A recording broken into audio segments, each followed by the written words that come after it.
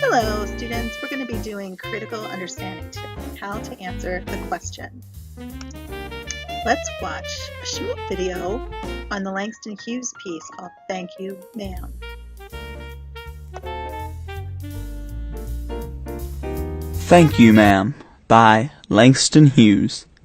Narrated by Garrett Thorne. She was a large woman with a large purse that had everything in it but hammer and nails. It had a long strap, and she carried it slung across her shoulder. It was about 11 o'clock at night, and she was walking alone, when a boy ran up behind her and tried to snatch her purse. The strap broke with a single tug the boy gave it from behind. But the boy's weight and the weight of the purse combined caused him to lose his balance, so, instead of taking off full blast as he had hoped, the boy fell on his back on the sidewalk, and his legs flew up. The large woman simply turned around and kicked him right square in his blue jeans sitter.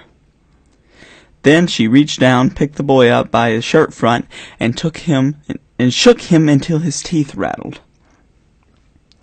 After the woman said, "Pick up my pocketbook, boy, and give it here," she still held him, but she bent down enough to permit him to stoop and pick up her purse. Then she said, "Now ain't you ashamed of yourself?" Firmly gripped by his shirt front, the boy said, "Yes'm." The woman said, "What did you want to do it for?"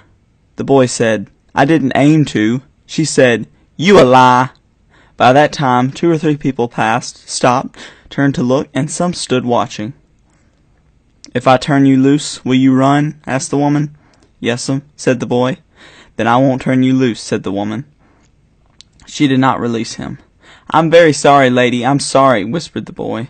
"Mm-hmm, and your face is dirty. I got a great mind to wash your face for you. Ain't you got nobody at home to tell you to wash your face?" "No'm," said the boy. "Then it will get washed this evening," said the large woman, starting up the street, dragging the frightened boy behind her. He looked as if he were 14 or 15, frail and willow-wild, in tennis shoes and blue jeans. The woman said, "You ought to be my son. I would teach you right from wrong. Least I can do right now is to wash your face. Are you hungry?" "No'm," said the being dragged boy. "I just want you to turn me loose." "Was I bothering you when I turned that corner?" asked the woman. "No'm." "But you put yourself in contact with me," said the woman. "If you think that contract is not going to last a while, you got another thought coming. When I get through with you, sir, you're going to remember Mrs. Luella Bates Washington Jones." Sweat popped out of the boy's face, and he began to struggle. Miss Jones stopped him, jerked him around in front of her, put a half Nelson about his neck, and continued to drag him up the street. When she got to her door, she dragged the boy inside, down a hall, and into a large kitchenette-furnished room at the rear of the house. She switched on the light and left the door open. The boy could hear other roomers laughing and talking in the large house. Some of their doors were open too, so he knew he and the woman were not alone. The woman still had him by the neck in the middle of her room. She said, "What is your name?" "Roger," answered the boy. "Then, Roger, you go to that sink and wash your face," said the woman, whereupon she turned him loose at last. Roger looked at the door, looked at the woman, looked at the door, and went to the sink. "Let the water run until it gets warm," she said. "Here's a clean towel." "You gonna take me to jail?" asked the boy, bending over the sink. "Not with that face, I wouldn't take you nowhere," said the woman. "Here I am trying to get home to cook me a bite to eat, and you snatch my pocketbook. Maybe you ain't been to your supper either, late as it be, have you?" "There's nobody home at my house," said the boy. "Then we'll eat," said the woman. "I believe you're hungry, or been hungry. Try to snatch my pocketbook." "I wanted a pair of blue suede shoes," said the boy. "Well, you didn't have to snatch my pocketbook to get some suede shoes," said Mrs. Luella Bates Washington Jones. "You could have asked me." "Ma'am?" The water dripping from his face, the boy looked at her. There was a long pause, a very long pause. After he had dried his face, and not knowing what else to do, dried it again, the boy turned around, wondering what next. The door was open. He could make a dash for it down the hall. He could run, run, run, run, run. The woman was sitting on the daybed. After a while she said, I were young once, and I wanted things I could not get. There was another long pause. The boy's mouth opened. Then he frowned, but not knowing he frowned. The woman said, "Mm-hmm. You thought I was gonna say but, didn't you? You thought I was gonna say but I didn't snatch people's pocketbooks. Well, I wasn't gonna say that." Pause. Silence. "I've done things too, which I would not tell you, son, neither tell God if he didn't already know. So you sit down while I fixes something to eat. You might run that comb through your hair so you will look presentable." In another corner of the room behind a screen was a glass plate and an icebox. Miss Jones got up and went behind the screen. The woman did not watch the boy to see if he was going to run now, nor did she watch her purse, which she left behind her on the daybed. But the boy took care to sit on the far side of the room where he thought she could easily see him out of the corner of her eye, if she wanted to. He did not trust the woman not to trust him, and he did not want to be mistrusted now. "Do you need something to go to the store?" asked the boy. "Maybe to get some milk or something?" "Don't believe I do," said the woman, "unless you just want sweet milk yourself. I was going to make cocoa out of this canned milk I got here." "That will be fine," said the boy. She heated some lima beans and ham she had in the icebox, made the cocoa, and set the table.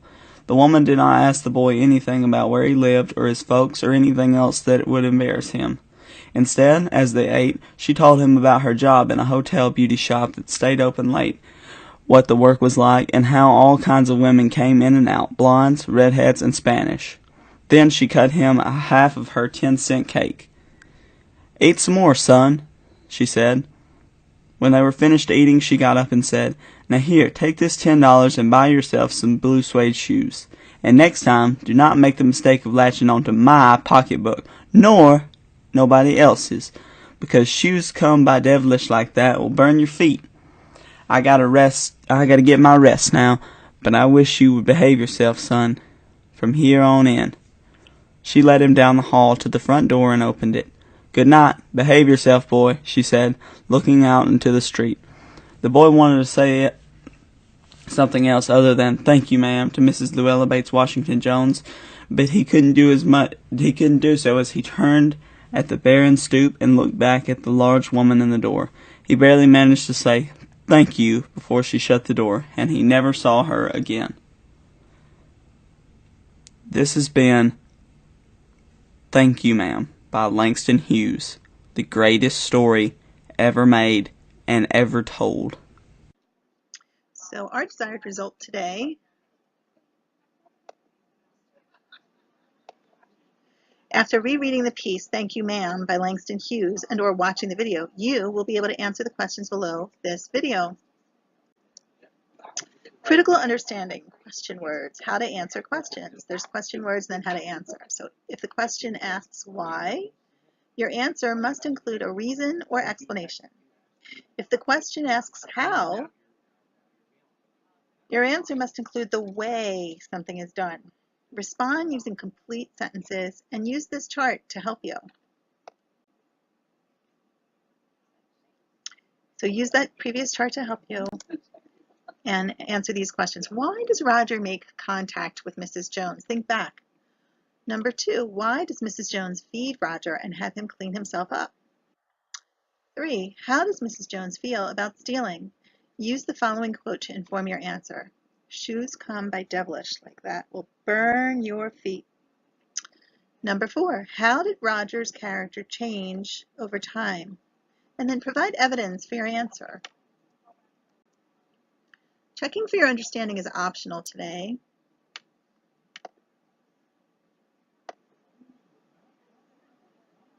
You don't have to do this. Think about the story we read and watched, and what can you say about your understanding of the story? So we're going to revisit our desired result, which is to please complete the assignment on Schoology. It is the same assignment that is on page 49 in the student book for Language Live, but it will be posted on Schoology so you can complete it. Thanks. Have a wonderful, wonderful day.